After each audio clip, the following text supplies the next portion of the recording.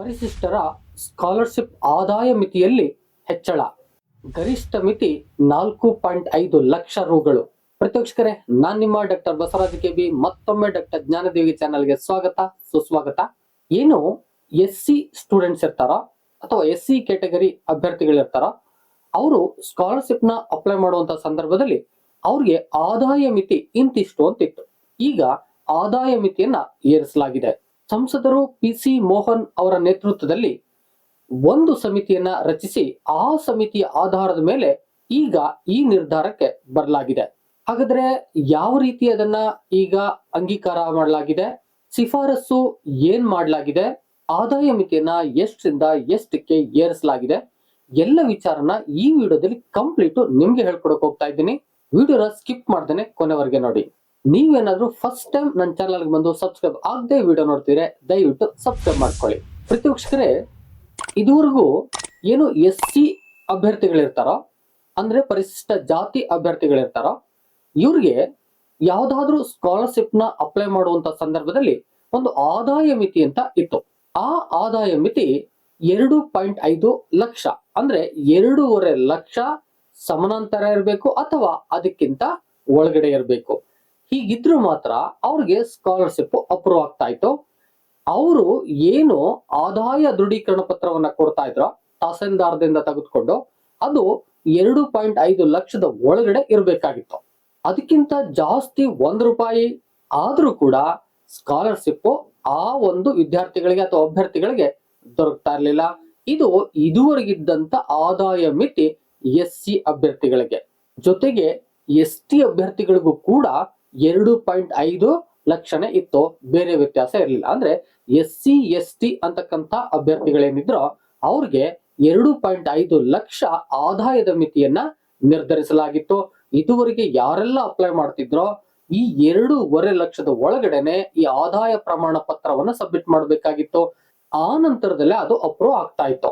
ಆದ್ರೆ ಈಗ ಸಂಸದರು PC ಮೋಹನ್ ಅವರ ನೇತೃತ್ವದಲ್ಲಿ ಒಂದು ಸಮಿತಿಯನ್ನ ರಚಿಸಲಾಗಿತ್ತು. ಅದು ಸಾಮಾಜಿಕ ನ್ಯಾಯ ಹಾಗೂ ಸಬಲೀಕರಣ ಸಂಸದೀಯ ಸ್ಥಾಯಿ ಸಮಿತಿ ಎಂಬುದಾಗಿ ನೇಮಿಸಲಾಗಿತ್ತು. ಈ ಸಮಿತಿ ಹಲವಾರು ಪರಾಮರ್ಶೆಗಳನ್ನ ನಡೆಸಿ ಈಗ ಕೇಂದ್ರ ಸರ್ಕಾರಕ್ಕೆ ಒಂದು ವರದಿಯನ್ನ ಸಲ್ಲಿಸಿದೆ. ಈ ವರದಿ ನೀಡಿದಂತ ಶಿಫಾರಸನ್ನ ತೆಗೆದುಕೊಂಡು ಈಗ ಕೇಂದ್ರ ಈ SC ಏನು ಅಭ್ಯರ್ಥಿಗಳ ಒಂದು ಆದಾಯ ಮಿತಿ ಇದೆಯೋ, ಅಂದ್ರೆ ಸ್ಕಾಲರ್ಶಿಪ್ ನ ಅಪ್ಲೈ ಮಾಡುವಂತ ಸಂದರ್ಭದಲ್ಲಿ ಆದಾಯ ಮಿತಿ ಅಂತಿದೆಯೋ, ಇದನ್ನ 2.5 ಲಕ್ಷದಿಂದ 4.5 ಲಕ್ಷಕ್ಕೆ ಏರಿಸಲಾಗಿದೆ. ಅಂದ್ರೆ 4.5 ಲಕ್ಷ ಸಮಾನಾಂತರವಾಗಿರ್ಬೇಕು ಅಥವಾ ಅದಕ್ಕಿಂತ ಕಡಿಮೆ ಇರಬೇಕು. ಹಾಗಿದ್ರು ಮಾತ್ರ ಈ SC ಅಭ್ಯರ್ಥಿಗಳಿಗೆ ಸ್ಕಾಲರ್ಶಿಪ್ ಅಪ್ರೂವ್ ಆಗುತ್ತೆ. 4.5 ಲಕ್ಷಕ್ಕಿಂತ ಹೆಚ್ಚಿದ್ರೆ ಅಪ್ರೂವ್ ಆಗೋದಿಲ್ಲ. ಜೊತೆಗೆ ಮತ್ತೊಂದು ಶಿಫಾರಸನ್ನ ಈ ಸಮಿತಿ ಮಾಡಿದೆ. ಅದೇನಪ್ಪಾ ಅಂತ ಹೇಳಿದ್ರೆ, ಈಗ 2.5 ಲಕ್ಷ ಹಿಂದೆ ಇತ್ತು, ಈಗ 4.5 ಲಕ್ಷ ಈಗಾಗಿದೆ. ಈ ಆದಾಯದ ಒಳಗಡೆ ಇದ್ರೆ ಸ್ಕಾಲರ್ಶಿಪ್ ಸಿಗುತ್ತೆ.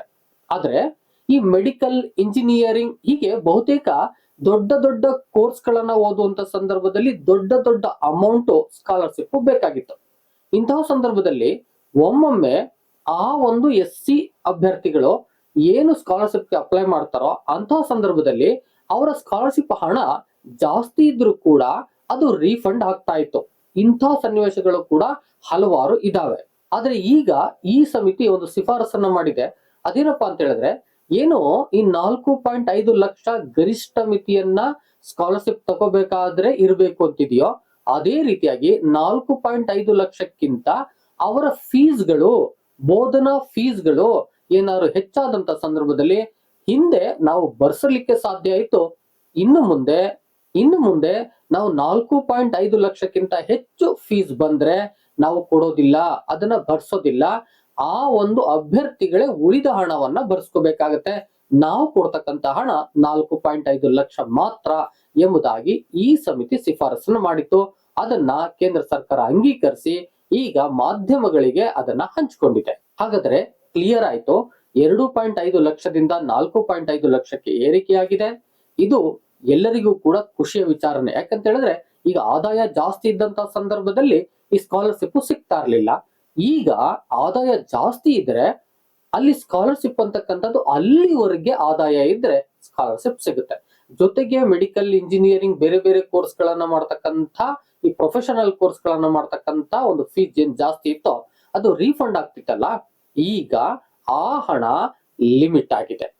4.5 ಲಕ್ಷಕ್ಕಿಂತ ಹೆಚ್ಚು ಏನಾದ್ರೂ ಆ ಬೋಧನಾ ಫೀಸ್ಗಳು ಬಂದ್ರೆ ಅಭ್ಯರ್ಥಿಗಳು ಅದನ್ನ ಭರಿಸಬೇಕಾಗುತ್ತೆ. ಸರ್ಕಾರ 4.5 ಲಕ್ಷ ಮಾತ್ರ ಕೊಡುತ್ತೆ, ಗರಿಷ್ಠ ಇಷ್ಟೇ ಕೊಡೋದು, ಇನ್ನು ಹೆಚ್ಚಿಗೆ ಕೊಡೋದಿಲ್ಲ ಎಂಬುದಾಗಿ ಹೇಳಿದೆ. ಆದ್ರೆ ಇಲ್ಲಿ ಒಂದು ಕ್ವಶನ್ ಮೂಡುತ್ತೆ, ಮಾಧ್ಯಮಗಳಲ್ಲಿ SC ಅಭ್ಯರ್ಥಿಗಳಿಗೆ ಅಂತಿದೆ, ST ಅಭ್ಯರ್ಥಿಗಳಿಗೆ ಅಂತಿಲ್ಲ. ಅದೊಂದು ಕ್ಲಾರಿಟಿ ಬೇಕಾಗತ್ತೆ. ಯಾರಿಗಾರು ಗೊತ್ತಿದ್ರೆ ಕಾಮೆಂಟ್ ಬಾಕ್ಸ್ ಅಲ್ಲಿ ಬಂದು ಕಾಮೆಂಟ್ ಮಾಡಿ, ಅವ್ರಿಗೂ ಕೂಡ ಆಗಿದೆ ಅಥವಾ ಇಲ್ಲ, ಅವ್ರಿಗೆ ಆದಾಯದ ಮಿತಿ ಅಷ್ಟೇ ಇದೆ ಅಂದ್ರೆ 2.5 ಲಕ್ಷನೇ ಇದೆ, ಅಥವಾ ಅವ್ರಿಗೂ ಕೂಡ 4.5 ಲಕ್ಷ ಆಗಿದೆ, ಈ ತರದ ಮಾಹಿತಿ ಏನಾದ್ರು ಇದ್ರೆ ಹಂಚ್ಕೋಬಹುದು. ಎಷ್ಟೋ ಜನಕ್ಕೆ ಮಾಹಿತಿಯಾಗಿ ತಲುಪುತ್ತೆ. ಪ್ರತಿಪಕ್ಷಕರೇ, ಒಟ್ಟಾರೆಯಾಗಿ ಆದಾಯ ಮಿತಿ ಹೆಚ್ಚಾಗಿರ್ತಕ್ಕಂಥದ್ದು ಎಲ್ಲೋ ಒಂದ್ ಕಡೆ ಖುಷಿಯ ವಿಚಾರ ಆದ್ರೆ 4.5 ಲಕ್ಷ ಗರಿಷ್ಠ ಅಷ್ಟೇ ಕೊಡೋದು ಅಂತಕ್ಕಂಥದ್ದು ಎಲ್ಲೋ ಒಂದ್ ಕಡೆ ಆ ಅಭ್ಯರ್ಥಿಗಳಿಗೆ ಓದ್ಬೇಕು ಅಂತಕ್ಕಂಥ ಬಂದಿರ್ತಾರೆ, ಹೆಚ್ಚು ಆದಾಯ ಇರೋದಿಲ್ಲ, ಆ ಸಂದರ್ಭದಲ್ಲಿ ಅಭ್ಯರ್ಥಿಗಳೇ ಬರೆಸ್ಬೇಕು ಅಂತಕ್ಕಂಥದ್ದು ಸ್ವಲ್ಪ ಕಷ್ಟದ ವಿಚಾರನೇ ಆಗಿದೆ. ಆದ್ರೆ ಸರ್ಕಾರ ಕೆಲವು ಮಾನದಂಡಗಳನ್ನು ಮಾಡಿದಾಗ ಅದನ್ನ ಒಪ್ಕೋಬೇಕಾಗತ್ತೆ ಎಲ್ರು ಕೂಡ ಅಂತಕ್ಕಂಥದ್ದು. ಇದಿಷ್ಟು ಇವತ್ತಿನ ಇನ್ಫಾರ್ಮೇಶನ್ ಆಗಿತ್ತು. ವಿಡಿಯೋ ಇಷ್ಟ ಆಗಿದ್ರೆ ಒಂದು ಲೈಕ್ ಮಾಡಿ, ಎಷ್ಟೋ ಜನಕ್ಕೆ ಮಾಹಿತಿಗಾಗಿ ಬೇಕಾಗತ್ತೆ, ದಯಮಾಡಿ ಶೇರ್ ಮಾಡಿ. ಏನಾದ್ರು ಹೇಳ್ಬೇಕು ಕೇಳ್ಬೇಕು ಅಂತಿದ್ರೆ ಕಾಮೆಂಟ್ ಬಾಕ್ಸ್ ಅಲ್ಲಿ ಬಂದು ಕಾಮೆಂಟ್ ಮಾಡಿ. ಮತ್ತೊಂದು ಇನ್ಫಾರ್ಮೇಟಿವ್ ವಿಡಿಯೋ ಜೊತೆ ನಿಮ್ಮೊಟ್ಟಿಗೆ ಬರ್ತೀನಿ. ಅಲ್ಲಿವರೆಗೆ thank you and all, love you all. Video ನೋಡಿದ ಪ್ರತಿಯೊಬ್ಬರಿಗೂ ಕೂಡ ಅನಂತ ಧನ್ಯವಾದಗಳು. ಮತ್ತೆ ಭೇಟಿ ಆಗ್ತಿರೋಣ.